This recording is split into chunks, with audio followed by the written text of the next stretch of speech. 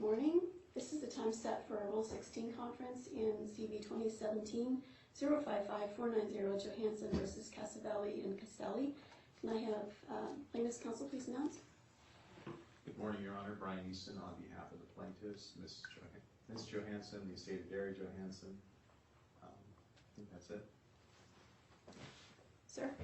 Nicholas Casavelli. Ma'am? Nicolina Castelli. Is your last name Castelli? Yes, I maiden name. Okay, because I've seen some things, I've seen so many documents in this case, and some of them seem to be signed Mr. and Mrs. Casavelli, so your legal name remains Castelli? It is, but it's hard to hyphenate, it's too long, so, and I've used Castelli for business for many years.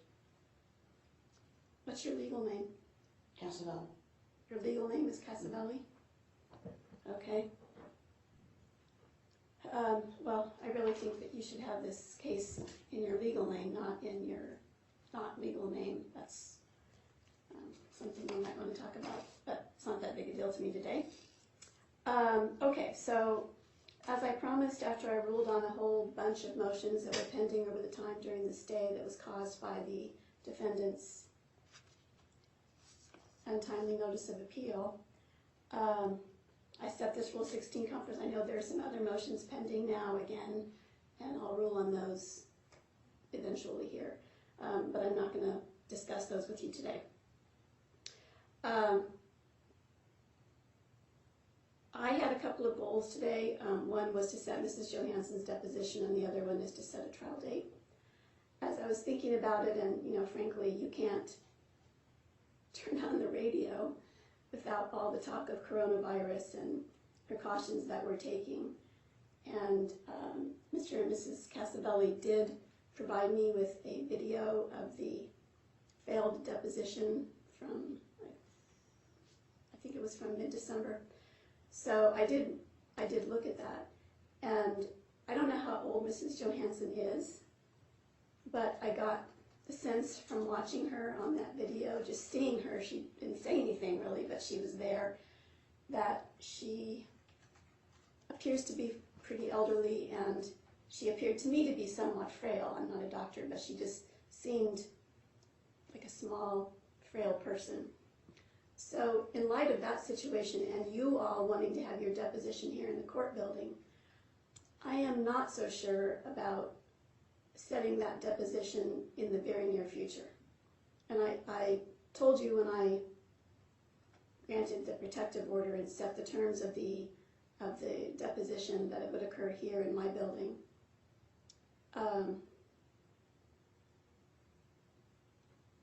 If you all want to change it to a different location, that might be a different situation, but I'm sure you all have been here many times, including this morning.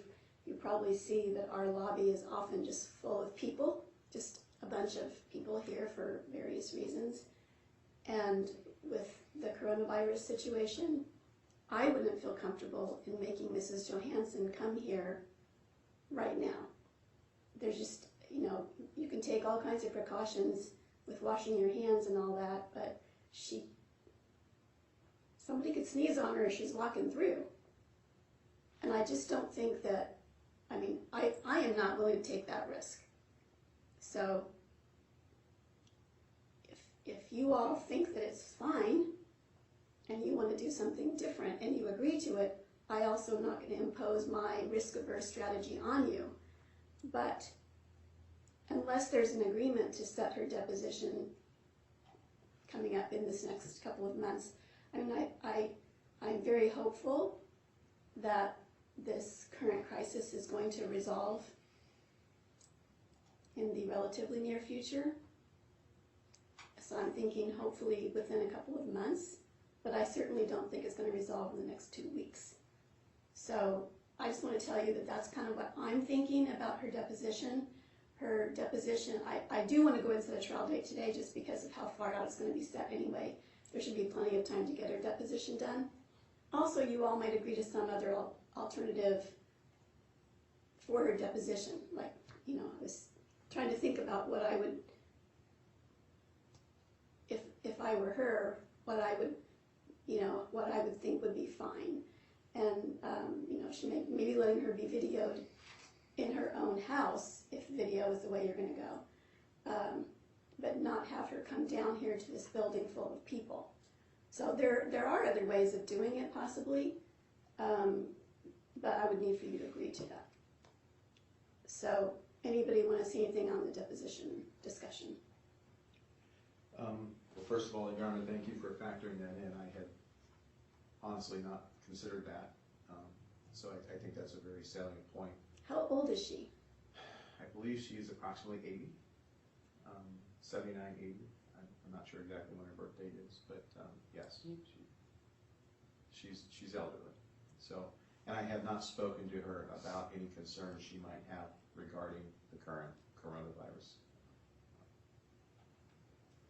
thing we're facing. So I don't have her mind on that and what she'd want to do. Having said that, I still feel it's necessary that when we do the deposition that we have some availability to you. I understand that. I already have agreed to do that. And so that's my concern, is that we would be have you available to mediate any kind of issues that arise. And I will check with her.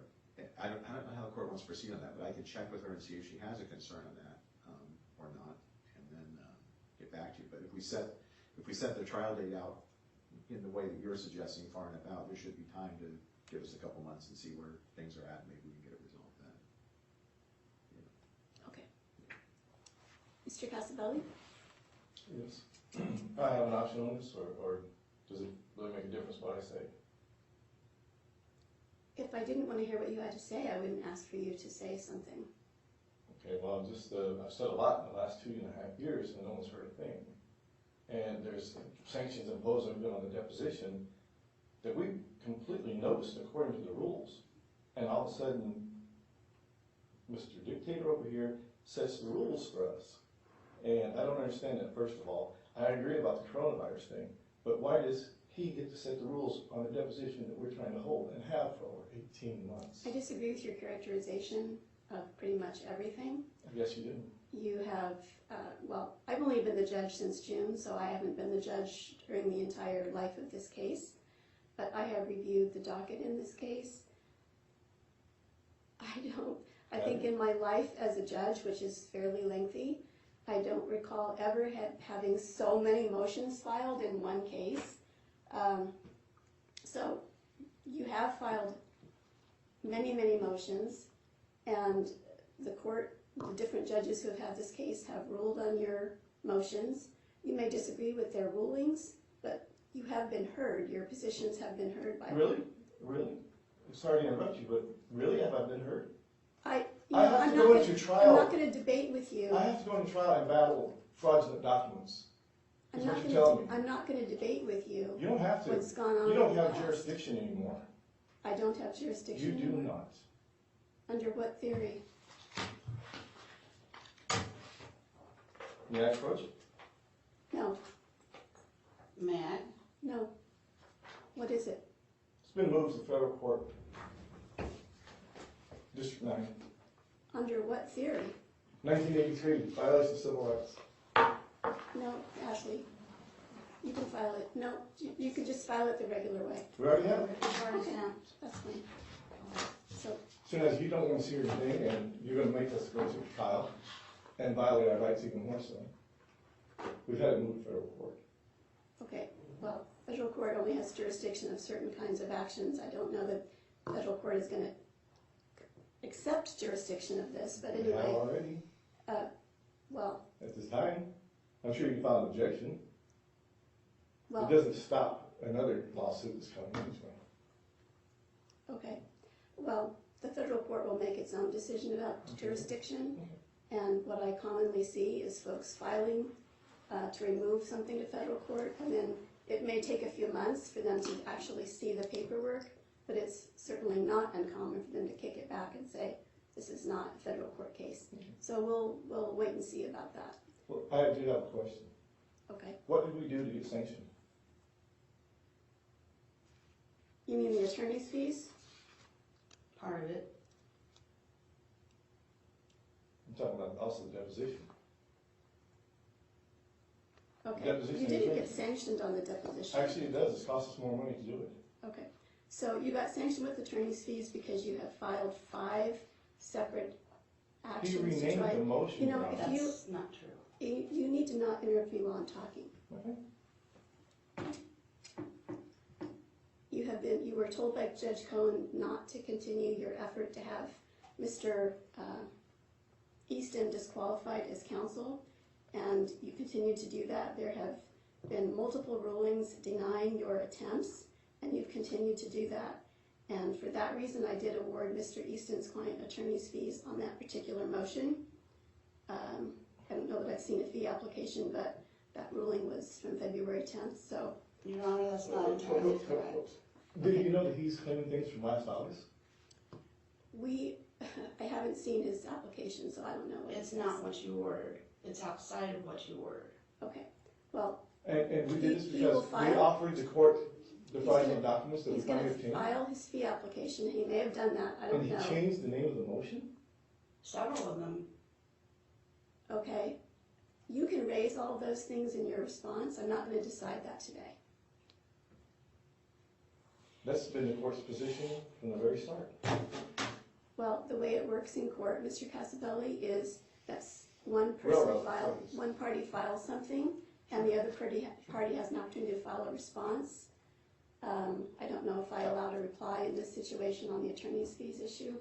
I generally don't, so if I didn't say you can file a reply, Mr. Eastin, you cannot file a reply. Once I have a chance to review the papers, then I'll make my decision. But I haven't reviewed any of this because it's not before me. It's not right for my decision today. So we're not going to talk about it today. That's what we get from everything, every situation. We're denied every motion. Our discovery's been stopped. We had a counterclaim that's been removed. Everything. Your counterclaim was removed because you filed it without having leave of court to file it. Yes, we did. Yes, we did. We did. Judge It's Cohen in the did. entry. He gave you leave to file it by a deadline, which I think was December 12th, And we And did. that was the initial We complaint. did. Okay, but then then you wanted to change it again. And you vacated that hearing for his vacation. And we would have had Yeah, it, but he, it's at the very last prejudice to minute, us. the day you rotated in, he applied for a vacation that 2 weeks before when Judge Cohen set this up. If it was pre-planned, he would have known and said, that's not a good date. 2 weeks later, you rotate in, all of a sudden he wants a vacation. And we happen to know that on July 11th, he was in the office, which is the day he started his vacation supposedly. It's just a stall I tactic. think that, let me see.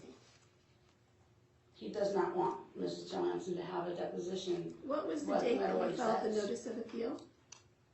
August, or July 10th. That's the reason why the hearing was vacated. No. Well, No. I wouldn't have had the hearing on July 11th after you filed the notice of appeal on July 10th. You granted his vacation first. It's the first thing you did when you rotated in. Okay, well, he's allowed to take vacation just like you are. But we're not. My brother died and I couldn't go to his funeral because of him and his deposition demands. He had to have it right then and there. He could not work with us on it. I'm not gonna go back and revisit Of stuff course from the not. past. Of course not. As long as we No. take the short end of the stick, that's what it is, right? Okay, Mr. Well- Casavelli, So your it feels- berating me is not a good tactic. I'm about to walk out of here. My guess. We're finished. Yeah.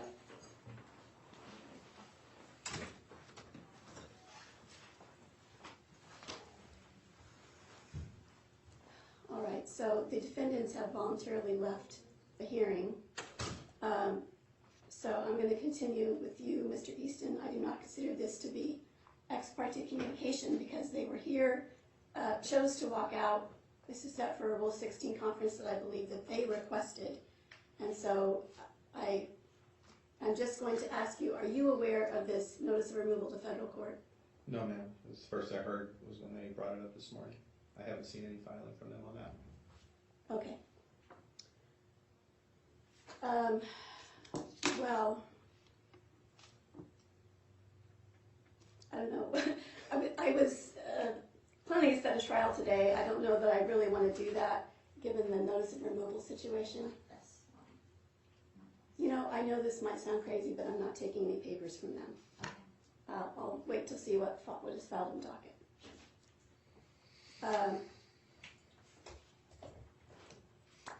So we'll see. I mean, the federal court is pretty, as you I'm sure know, pretty careful about which cases it takes and which cases it sends back to us. So we'll have to wait and see about that. Okay.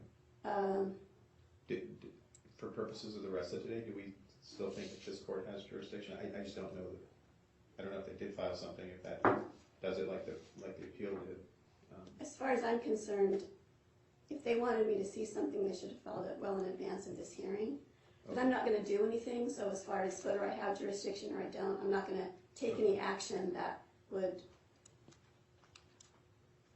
be void in case I don't have jurisdiction. Understood, Your Honor. Like I said, I would have liked to set a trial date today. Obviously, that is not going to happen. Okay. But If it pleases the court, how far out are we looking approximately for trial dates when we do get to that point? well, because of the deposition situation, which is uncertain and has to be done before the trial date,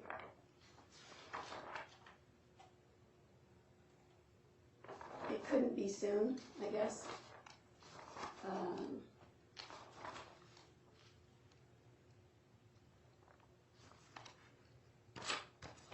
I was just looking for an approximation, Your Honor.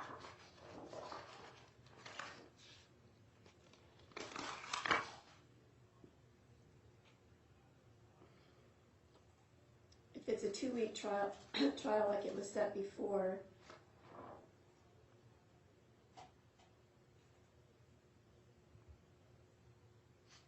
it would probably end up being toward the end of September, early October. Of this year? Mm-hmm. Oh, that's good to know.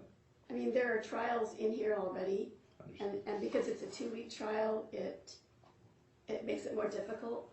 Okay. Because we have a lot of longer trials set already. So I can't promise any dates. The next slot that's available right now for a 2-week trial would be in December.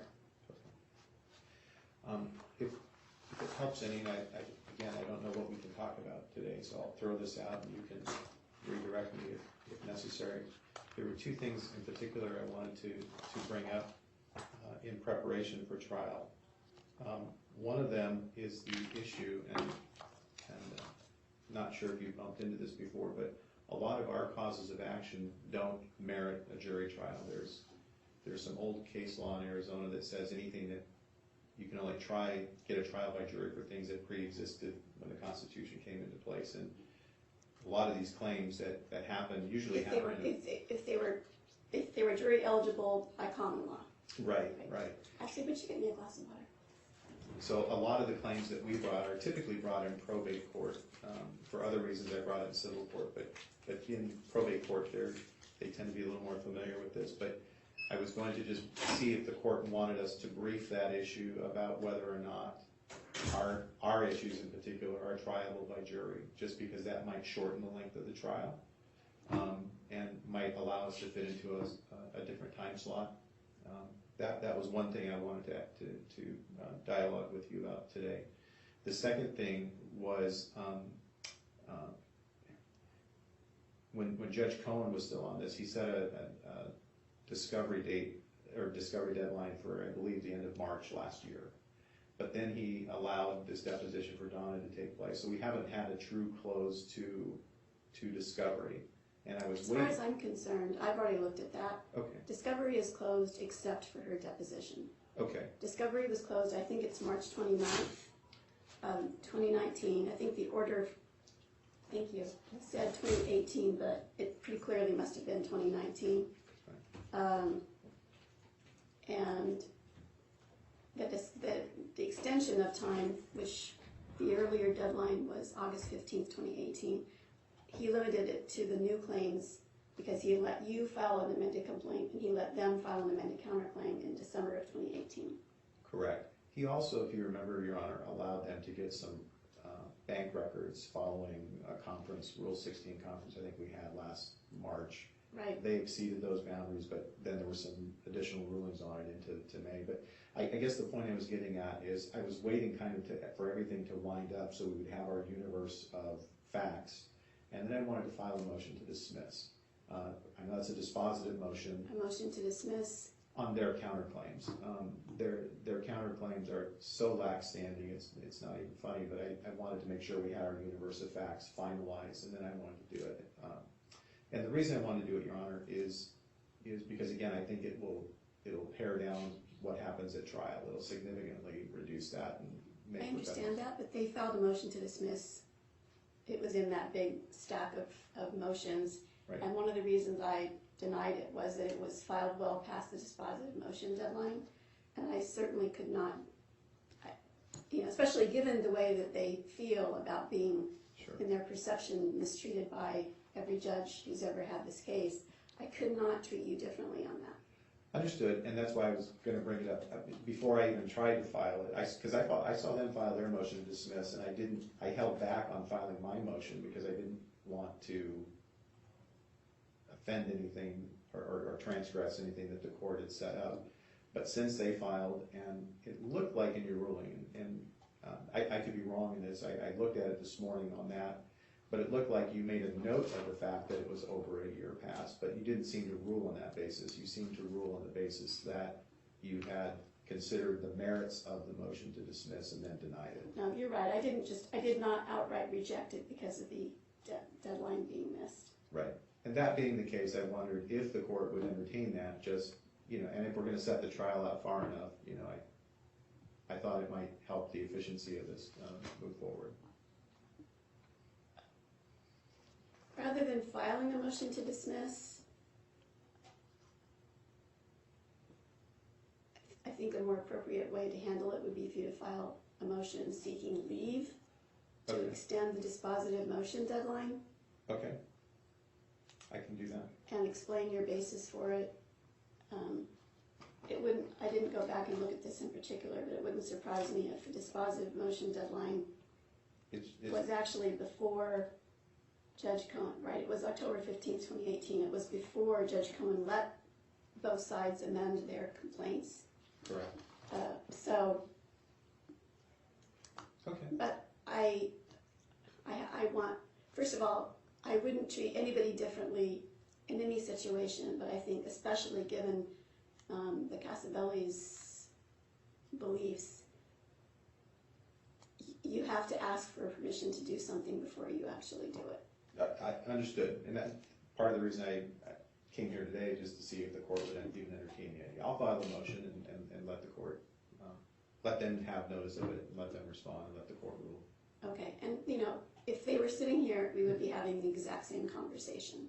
Yes, that's fair. Thank you, Your Honor. Those are the two things that I was going to bring up just for that. Another third thing occurs to me, and I was going to bring a sample to the court this morning, and I managed to walk off without it, but the defendants, I was going to bring a sample of the defendant's disclosure statement in, and just so the court is apprised of this for the future when we get closer to trial. I'm not going to be the trial judge.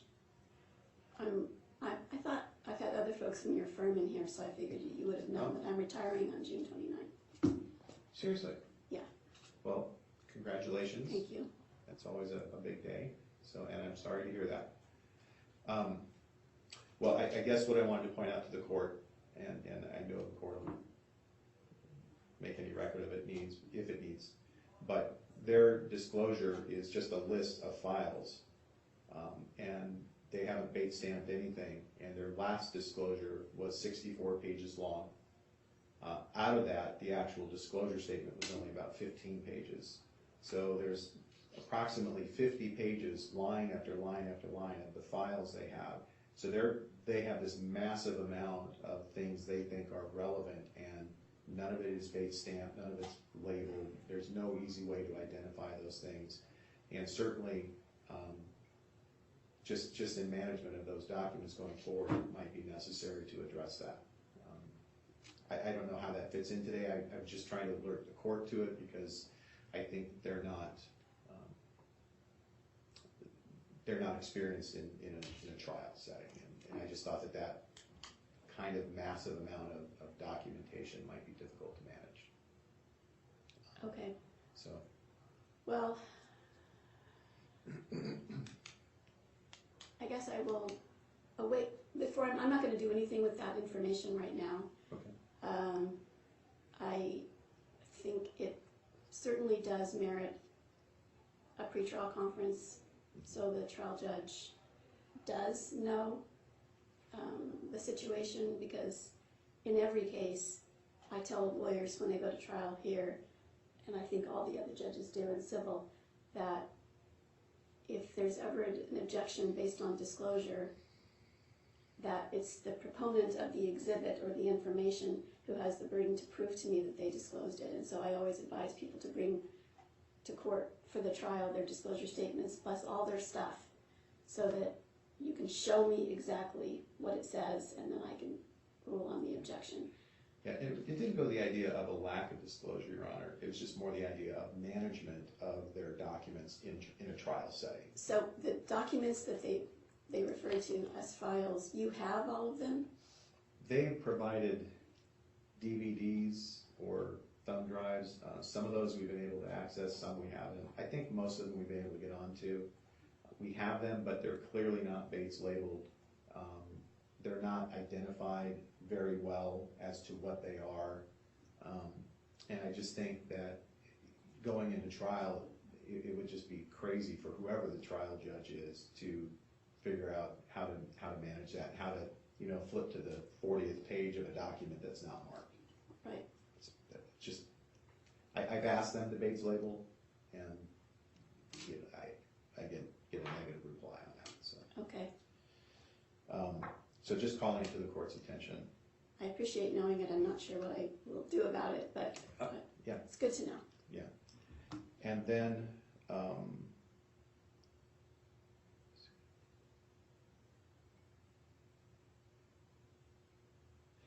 and then the last thing, Your Honor, just as we're kind of anticipating trial moving forward, before we understood that we lost jurisdiction because of their appeal last summer, I had prepared a pretrial statement and had shipped that over to them. And they just absolutely refused to input anything into it. They thought that maybe I was going to manipulate it some way or something.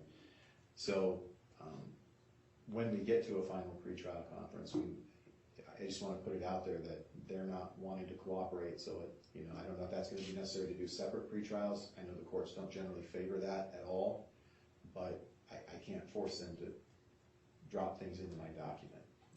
Well, I wouldn't say it's a common thing, but it's certainly something we all have heard of before, when somebody will not participate in a joint pretrial statement.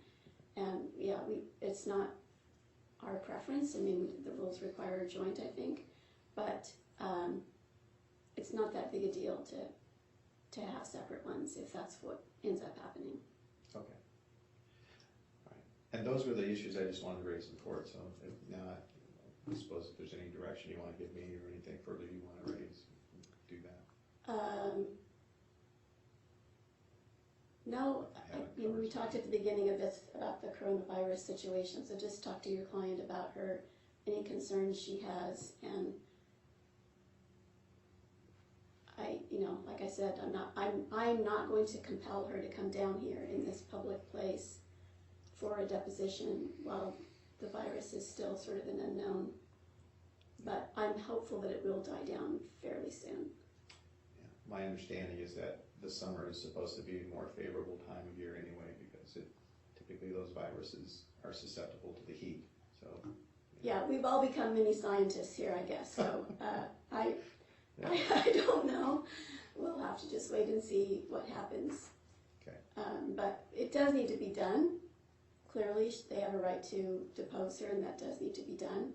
So we just need to do it in a way that's safe. Agreed, Your Honor. Okay. Anything else?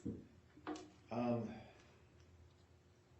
don't think so. I just want to make sure I didn't disrupt your train of thinking, train of thought on anything. And so I think I've covered on my issues as far as I can be at this point. Okay, yeah, my only goals today were, my own goals were to talk about the deposition and to set a trial date, so didn't manage to meet either of those goals, but